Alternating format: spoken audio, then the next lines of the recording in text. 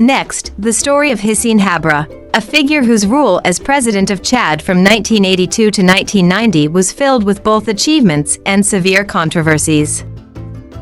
Habré came to power in 1982 with promises of restoring stability and promoting development in Chad after years of conflict. During his presidency, he oversaw the construction of infrastructure like roads, schools, and hospitals, improving access to basic services for many Chadians. His government also supported the agricultural sector and domestic industries, aiming for economic self-sufficiency. However, Habré's methods were highly criticized, and his regime was accused of widespread human rights violations, including torture, unlawful slayings, and imprisoning people without fair trials. The Extraordinary African Chambers was established in Senegal to try Habré.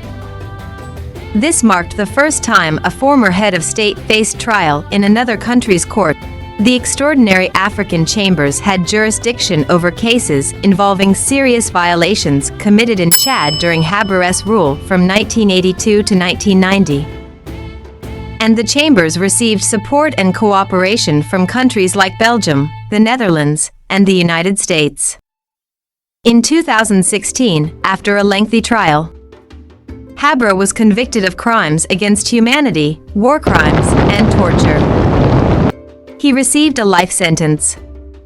While some analysts argue that the extent of the violations may have been exaggerated or politicized by Western powers, who viewed Habré as a threat to their interests in the region. His story shines a light on the stark reality that accountability for human rights violations is often determined by geopolitical power dynamics rather than an impartial pursuit of justice.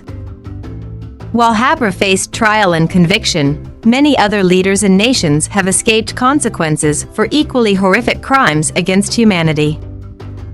The haunting legacy of the Atlantic slave trade, which devastated and dehumanized millions of Africans over centuries, stands as a glaring example. European colonial powers benefited greatly from the systemic exploitation and abuse of African people, including through forced labor, violence, and displacement. Yet, they have not been held accountable on a global scale for these atrocities. Even in modern times, we witness powerful nations committing war crimes, enabling genocides, and oppressing their own citizens with impunity. That's a wrap, History Seekers. Catch the full story on YouTube. Thanks for watching. Peace and love.